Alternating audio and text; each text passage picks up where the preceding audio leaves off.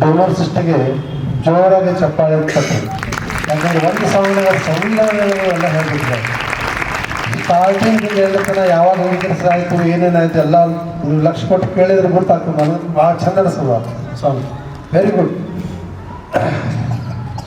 1977ರಿಂದ ಸ್ವಾತಂತ್ರ್ಯ ಸಿಕ್ತು. ಸಾಕಷ್ಟು ಸುಭಾಷ್ ಚಂದ್ರ ಬೋಸ್, ಗಾಂಧೀಜಿ ಎಲ್ಲ ದೇಶಕ್ಕೆ ಸ್ವಾತಂತ್ರ್ಯ ಕೊಡ್ತಾರೆ. ಬಟ್ ಆ ಸ್ವಾತಂತ್ರ್ಯವನ್ನು ಯಾವ ರೀತಿ ಮುಂದುವರಿಸಬೇಕು, ಎಲ್ಲರೂ ಯಾವ ಥರ ದೇಶಕ್ಕೆ 30-36 ಕೋಟಿ ಜನಸಂಖ್ಯೆ ಇತ್ತು ಆವತ್ತು. ದೇಶ ಒಂದು ನೀಟಾಗಿ ಅಚ್ಚುಕಟ್ಟಾಗಿ ನಡೀಬೇಕು. ಅದಕ್ಕೊಂದು ರೂಲ್ಸ್ ಆ್ಯಂಡ್ ರೆಗ್ಯುಲೇಷನ್ ಬೇಕಾಗಿತ್ತು. 3 ವರ್ಷ ಕಷ್ಟಪಟ್ಟು ಡಾಕ್ಟರ್ BR ಅಂಬೇಡ್ಕರ್ ಆಗೋ ಟೀಮಲ್ಲಿ ಇದ್ದವರು ಒಂದು ದೇಶಕ್ಕೆ ಸಂವಿಧಾನ ಕೊಟ್ಟರು 1950ರಲ್ಲಿ ಆಯಿತು. ಅಲ್ಲಿದಿಂದ ಇಲ್ಲಿವರೆಗೂ ತಮಗೆಲ್ಲರೂ ಬರೀ ರೈಟ್ಸ್ ಬೇಕಾಗಿದೆ, ಬಟ್ ಕರ್ತವ್ಯ ಯಾರು ಪಾಲಿಸ್ತಾ ಇಲ್ಲ.